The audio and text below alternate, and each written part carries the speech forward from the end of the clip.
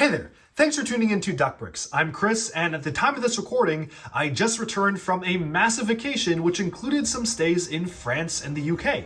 And so, of course, like any vacation, I wanted to find out what's the LEGO scene like at these places. Where do you get the best LEGO? Where do you find LEGO at the cheapest prices? And are there any used or discontinued offerings at any of these places? And so this is a bit of a combo video. In the past, I did a dedicated video on the entire London LEGO shopping experience. I also put out a video on a used LEGO store in London that I was actually able to visit on one of my recent trips, so check that out in the description below.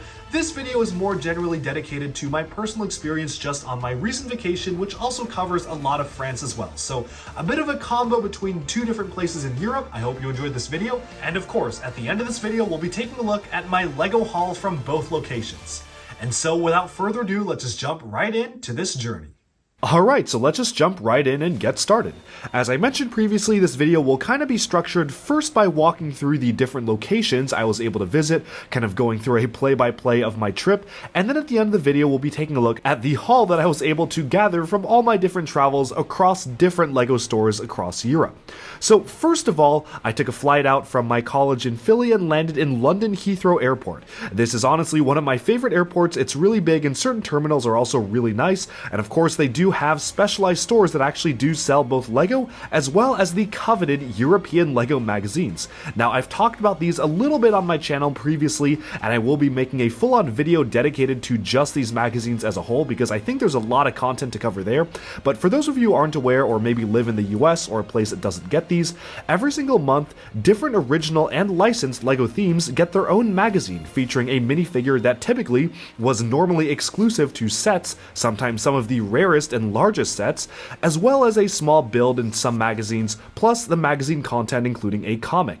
So these magazines are very, very common across Europe. Pretty much any place in Europe you will be able to find these. In fact, I've had some commenters on my videos find it funny about how excited I get over these because they literally find them everywhere. And I cannot stress that enough. You go into a random grocery store, a random pharmacy, they will have these LEGO magazines. They are literally everywhere. And they also destroy the market for certain minifigures that typically would have been rare because they appeared in only specific LEGO sets, but because you can get them for a $5 magazine, no longer have any value, which honestly I think is a good thing. I'm all for LEGO including rare minifigures in cheaper stuff that people can have access to, so I'm a big fan that LEGO is actually doing that.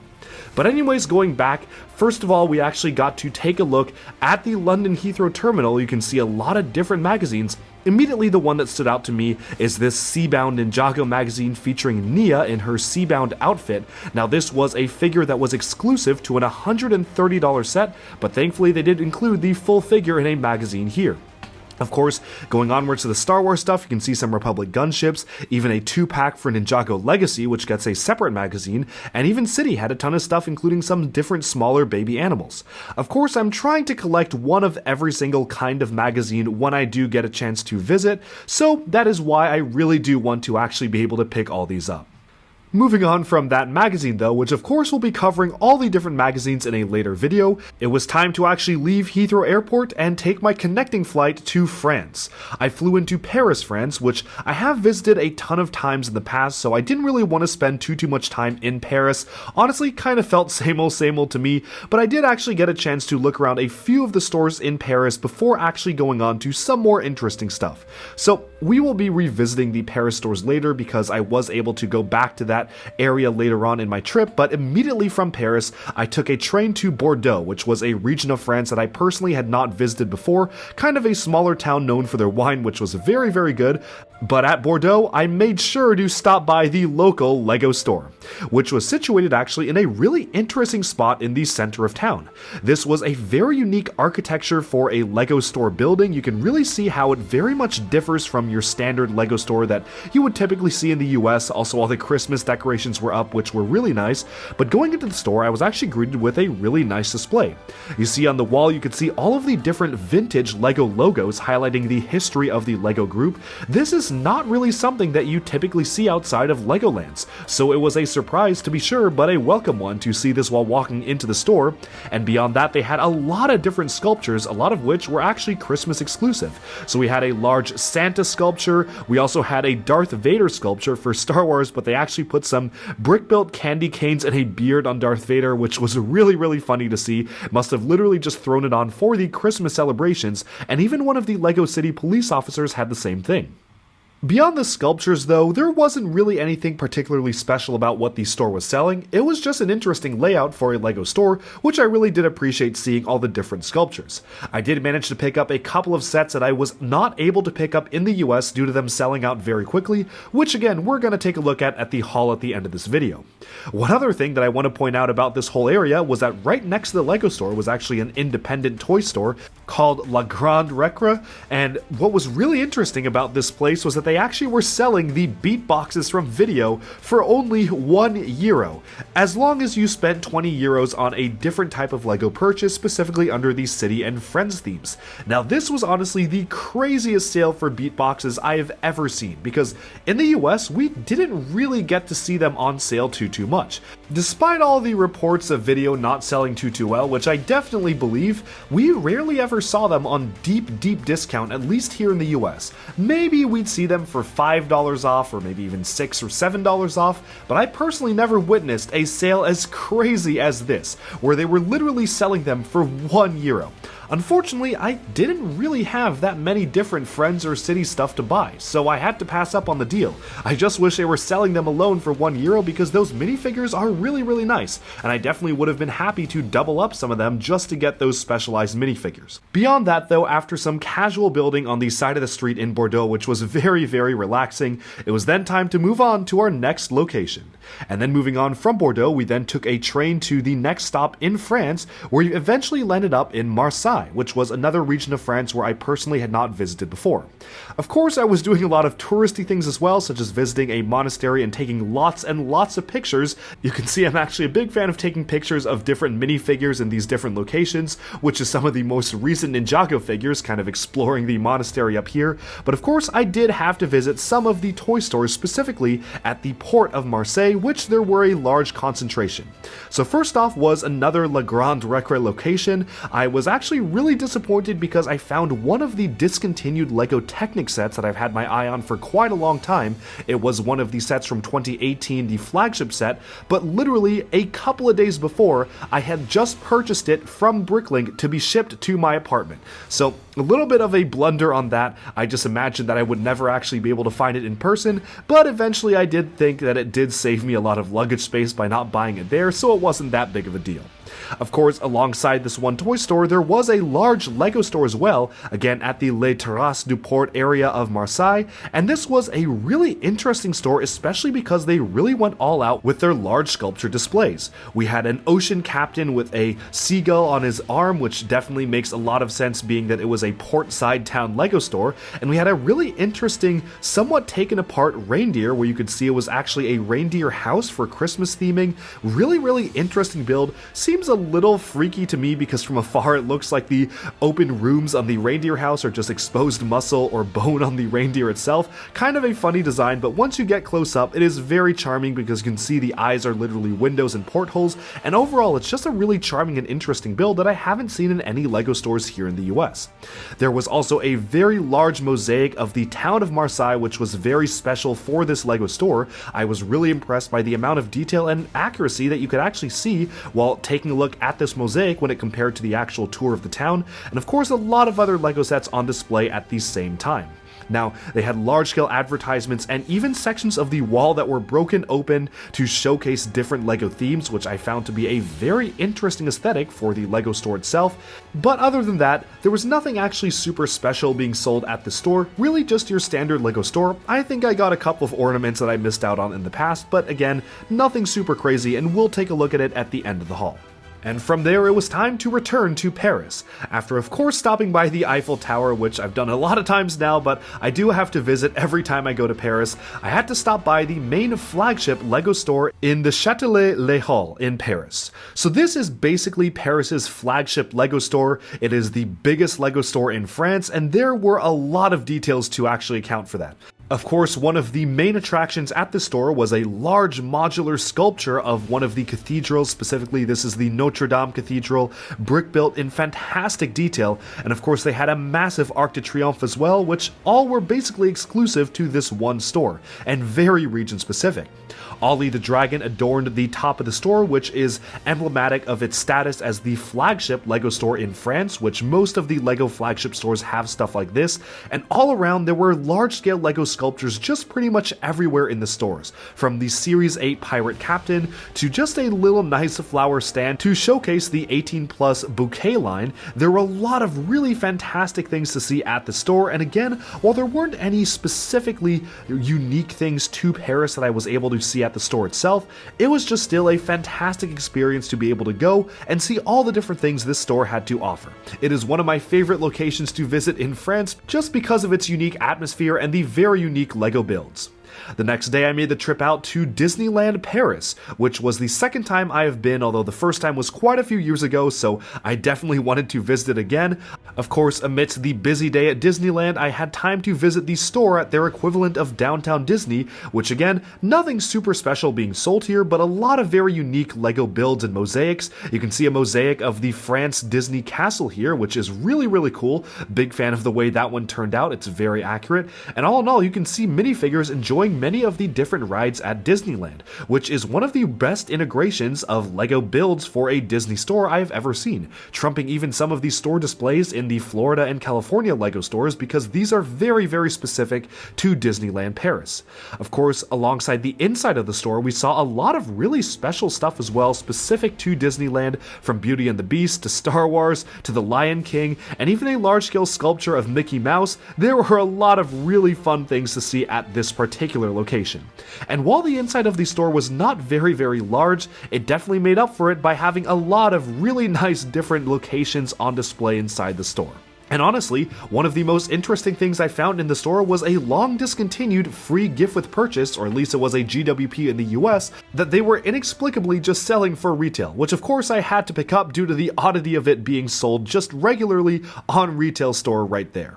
But soon enough, I found it was now time to leave France and make my journey over to the UK. So I recently actually did put out a full-on video about all the different LEGO shopping experiences in the UK. I went to almost every single store selling LEGO possible. I also visited a used LEGO store, which was really cool. That's a separate video, and you can see those linked in the description below. And because of that, I'm not going to spend a ton of time on the UK LEGO stores. Of course, I went to the Theatre District LEGO store in Leicester Square, which was one of the main attractions, very large flagship LEGO store. You can see all the details yourself in those videos because they actually have a lot of really special UK exclusive LEGO items, unlike France, which didn't really have too many exclusive stuff. The UK store absolutely had a ton of exclusive London specific gifts, which was really cool.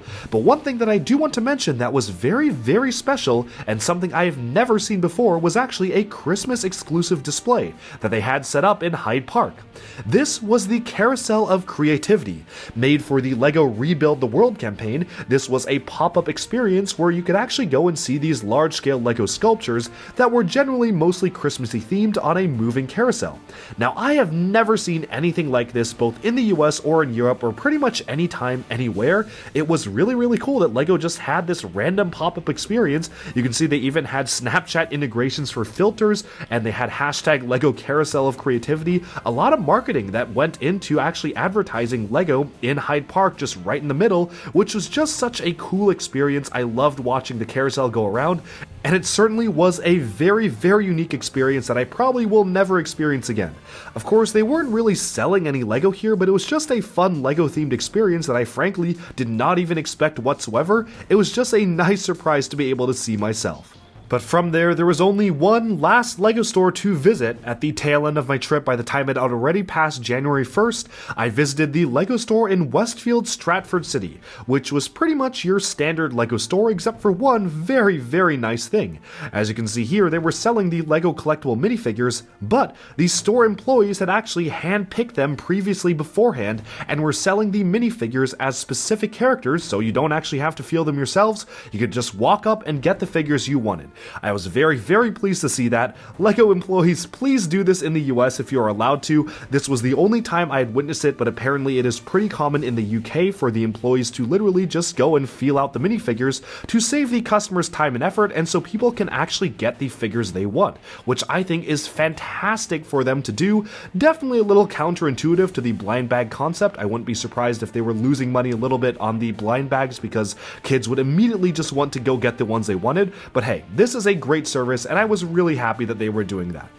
But with that, we have about summed up all the different destinations on this haul, besides just one last look at a different store in Westfield, Stratford City as well. This was just another different one of the department stores that I was able to visit, but beyond that, I had summed up pretty much every location I visited across France and the UK on this particular trip, which admittedly was more oriented towards sightseeing, but I did manage to visit as many different LEGO stores as I possibly could. Now, my question for you is, what are your favorite stores? If you are familiar with the France area or the UK area, what are your favorite stores, and did I miss any specialized LEGO used stores? I know particularly in the UK there are a lot of used LEGO stores, but they were pretty far out from the London area, which I typically just stuck to, so I definitely need to make another return trip to visit some of these more obscure LEGO stores. But I did go around different places in France, and I really just could not find any specialized used LEGO stores. Not like other places in Europe like Amsterdam and Rome, which are rife with used LEGO stores. I just simply didn't find any in France, so I could have easily missed it. If you do know of any, let me know down in the comments below because I'd love to check it out. I'm actually visiting France again later this summer, showing some friends around the classic places, so I definitely will be checking them out if I do get to go. But now I think it's time for the moment a lot of people have been waiting for, which is the hauls. I'm going to try to do my best to make this list kind of like a smallest to largest. So first off, we have an assortment of random polybags, both from 2022 and prior years that I was able to pick up over the course of this trip. Now it was pretty interesting because they had a pretty good range of the newest polybags, such as this one, and this one are all 2022, even the Friends one here. And then they had a weird mix of other older stuff as well, like this snail polybag is a pretty old one. I believe the Santa one was specifically for the 2021 or even 2020 Christmas sets. Not really sure where that one came from, and really just an odd assortment of different things here and there.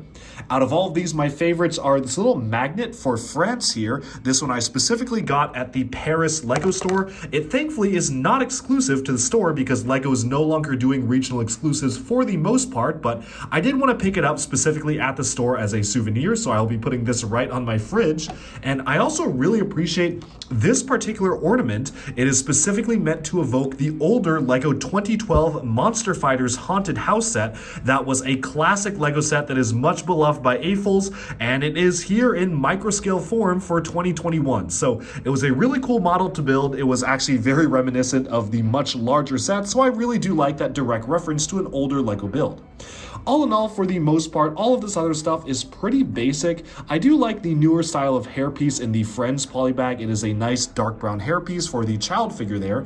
And the Lloyd's mech for the 2022 core line is actually a pretty fun one to play with. It reminds me of Jay's mech from the Tournament of Elements season back in 2015, but it's super simple, but honestly the scale really works. I only do wish it was, say, a Cole mech or something like that, because we already did get a Lloyd's mech set for 2022, so it just feels a little bit redundant. Otherwise, the rest of these are just basic builds. If you watched my prior video on combining all of the 2022 LEGO City sets, you may have seen some of these cars already populated in the city itself. I will definitely be putting these in the city, and for the rest of these, they're just kind of fun, knick-knacky small sets to have. With that though, let's now move on to the more interesting larger sets. Now this set here is actually pretty interesting because this is a much older LEGO set than it may seem. You see, this particular set was a free gift with purchase, I believe around the year of 2018 or even 2017, and that really was its only way to get it. I'm sure it popped up at a few LEGO stores here and there, but primarily it was a free gift with purchase if you bought a certain number of LEGO sets years ago.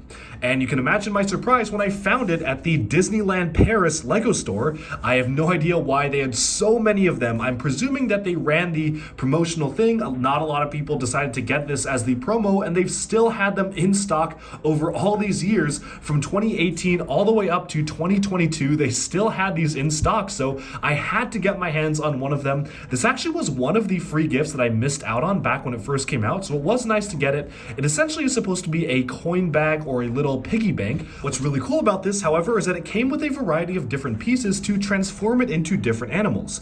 I specifically picked the panda here because I thought it was the cutest one and the one that appealed to me the most, but as you can see, there's a lot of leftover pieces, and you could change it into different kinds of animals, like a pig. It's just a really fun feature for a Lego set, and particularly for a free gift to have. Obviously, since I just got this retail, it kind of defeats the purpose, but if let's say you were to buy multiples of these and get multiples of them as free gifts, you could choose to build them into all 3 different animals, which I think is a pretty cool feature to have. And I wish more free gifts did this because I tend to collect a lot of the free gifts, and I just really don't know what to do with so many of them. I often have to end up just selling them or giving them away because I have no need for multiples of free gifts. This, however, is one of the builds where it makes total sense to get multiples, or at least 3 of it, because you can build it into different animals, and it does work as a functioning piggy bank as well. It is a nice and cute build, but honestly not the most interesting of builds, so let's now move on to our next topic. Next up, we have a look at 3 BrickHeadz. So these all released January 1st, 2022, or at least they were supposed to. You see, in the United States, all 3 of these were delayed for whatever reason until halfway through the month of January, which is why I decided to pick them up on January 1st in the UK, because I figured I wasn't really sure exactly when they might come into stock at Lego.com. I knew the Ahsoka BrickHeadz in particular would have been incredibly popular and might sell out pretty quickly, so I figured why not just cover all my bases and get them while I was traveling abroad instead of having to continuously refresh shop at home to figure out when they become available. This is the Dragon Dance BrickHeadz, which is one of the most ornate ones they've done for a seasonal theme this time. I actually really love the color scheme, although it was kind of annoying to place all of these curved tiles along the side. They really have a ton of them in this set. You have, of course, the 150th BrickHeadz. This one is especially popular because it was actually fan voted in. LEGO Ideas held a vote to first decide on what the focus of the 150th BrickHeadz would be, and then decide exactly what character it was. So, to no one's surprise, Star Wars won the poll for the focus, and the character it was down to between Ahsoka and Jar Jar Binks. Ahsoka won out, so we're getting this figure right here, which is actually really nicely detailed. One thing I really like about it is how it actually has brick-built detail in the torso instead of just introducing printed elements like a lot of other BrickHeadz. This is actually using some clever studs on these side techniques to have some sort of a patterned torso despite being fully brick-built. And of course, this set right here continues the BrickHead Pets line, which there isn't really too much I have to say about it, other than it's a cute little pair of dogs. With that, let's move on to the next part of the haul. Continuing the theme of sets that were pretty much randomly delayed in the US for no reason, we have the Mini Creator High-Speed Train right here, as well as the pair of Sunflowers, which are really fun if not very repetitive builds. Again, for whatever reason, these were all supposed to release on January 1st, but were delayed in the US, so as soon as I saw they were delayed, I quickly headed to the local LEGO store in London and managed to pick these up. As a side note, the LEGO store in Leicester Square, as we just saw, is a really fun location, and I definitely would recommend paying a visit if you're in the London area. These are, of course, pretty simple models, but these sunflowers actually really look quite good. I'm very happy at how they are able to capture the likeness of the flower itself, although as you can see, that was a really repetitive build, although pretty satisfying when you all put it together. The train, on the other hand, it's nice to get this small kind of train. I know a lot of people, myself included, were really excited when we first saw the set listing for this because we thought it would be a larger train, but it's just a mini one, although it appears that we will be getting a few larger LEGO City trains later on this summer, so definitely if you're waiting for a larger scale train, hopefully this will tide you over in the meantime until LEGO releases the newer one.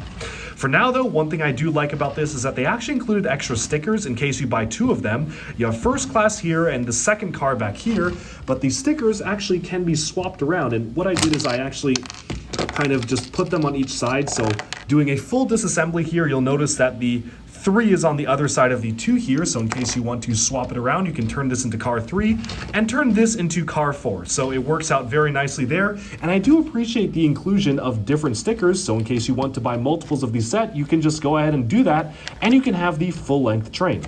That being said, it is kind of annoying to put them all together. It is a very, very repetitive build to assemble all the trains here. So personally, I did not want to buy more than just one of this set, but in case people are diehard train fans, they can actually go ahead, buy both of these, and then you would be fully good to go. With that though, let's now move on to the next set on our list. So for the final few small sets that were delayed in the US on January 1st, we have two of the different Star Wars accessory packs. This is the Hoth Rebel Troopers pack, which retailed for $15 US, and here's two copies of the Clone Trooper Phase 1 accessory pack, which also retails for $15. Personally, I am a big fan of the Clone Wars animated show, the prequel era in particular, which is why I had to get these for army building, whereas this one was still a nice pack to get, but definitely a little less interesting to me than the Clone Troopers one. Now, I have to mention the price here. Previously $15 just a couple of years ago would have got you 4 figures instead of just 3, and it was a full-on battle pack.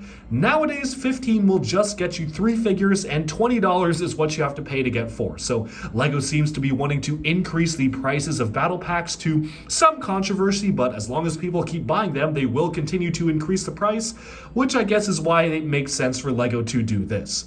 Now, nothing too much else I can say about these other than a thank you to LEGO for including the minifigure that was once exclusive to the Ultimate Collector Series Republic gunship last year in a small cheap set, because it allows people who wanted this particular figure to be able to get it without having to buy the massive Ultimate Collector Series set. As it is right now, these are just fun accessory packs. I hope that Star Wars will do more of these, and I certainly hope other themes will do it as well. With that though, let's now move on to our next sets. These two storybook sets actually came out around December 1st worldwide, except in the US where they were delayed. You see, by the time that these had come out in the US, I was already gone on my trip, so for whatever reason, despite the fact that they were delayed in the US, I thankfully was able to pick them up at my first stop in France. So I got these at one of the French LEGO stores, and they're actually really fun sets in general. You can see that there's literally a key element that you can insert into it to unlock it, and once it's unlocked, you can fully open it up, and it's a full kind of play area inside. These are based off of the Encanto movie, which just released, a really fun movie with some great music in it, so would recommend checking it out. But this one is specifically supposed to be Antonio's room in the house, and you can see just how the locking mechanism works here. It's basically just a Technic assembly, which can be bent here. Now, what's really interesting is that this is all one piece. It looks like multiple different Technic pieces, but this is all one LEGO Technic element, so you cannot separate these out because they specifically wanted to make it such that you could still connect bars and have them be joined together as one. It's a really specialized Technic piece that I actually haven't even seen appear in LEGO Technic sets. It's literally just taking 3 existing Technic elements and almost like gluing them together. So very odd to get this as a piece, but hey, it works out for the lock just fine, and it prevents you from being able to open the book once it's in its lock configuration. Let's close this one up and take a look at the other one. Let's quickly lock this up first so you can see once this is fully locked, I will not be able to open it whatsoever, and the same will go for this one. It's currently locked, so I can't open it up. Let's use the key to unlock it, and once the figure falls out there, you can see that this is supposed to be Isabella's room, which is a more flower and pink focused set. It does introduce a lot of nice recolors as well, like these lavender color for the LEGO Elves ornate detailing pieces. We have some really great micro dolls here as well, a small growing flower or dancing platform here, and a brand new mold for the Encanto line, which is a little butterfly, which I honestly feel could work in regular LEGO City applications, and I certainly hope that they actually recolor the butterfly in different colors because it's just a nice new LEGO animal to get. Otherwise, that's really all I have to say about these sets. They're just really nice, fun, charming, small LEGO sets, and one of my highlights on the trip was simply sitting down at a park bench outside in one of the villages in France and just building them while I watched people pass by. Just kind of a fun activity to do while on vacation. With that, let's now move on to our next set. And this one is actually, believe it or not, a regional exclusive to the UK. You see, last year LEGO was experimenting in the UK market predominantly and launching certain sets that were either recolors of older existing sets or collage sets like this, which were mashing together different aspects of existing LEGO sets with a few colors and builds changed on them to form their own new sets.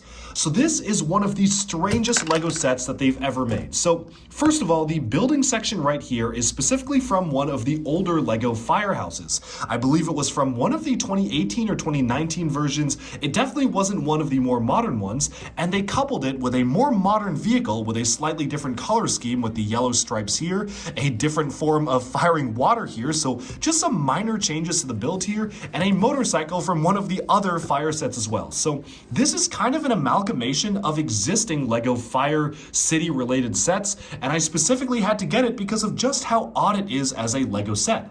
I'm not sure what the point of doing the pilot in the UK was for this, not really sure what info LEGO was hoping to get out of just combining different pieces of existing sets, except if I had to guess, maybe gauging to see if kids would be more likely to pay for a much cheaper fire station set. As you can see here, this was a much smaller build. It's really just a garage and a little bit of a command station, rather than paying the larger prices for the typical flagship fire stations.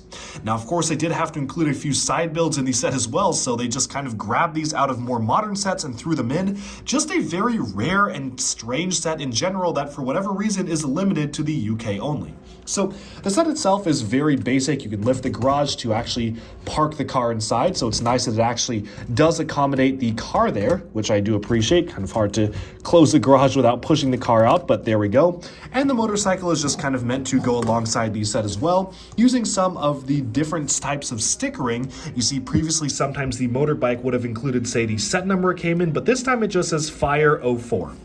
It's all in all just a very strange set to get. Not really sure what LEGO was hoping to get out of the market research here, but it's just kind of a cool thing, and especially something I had to pick up given that I was in the UK, and that's the only place where you can get this particular LEGO set.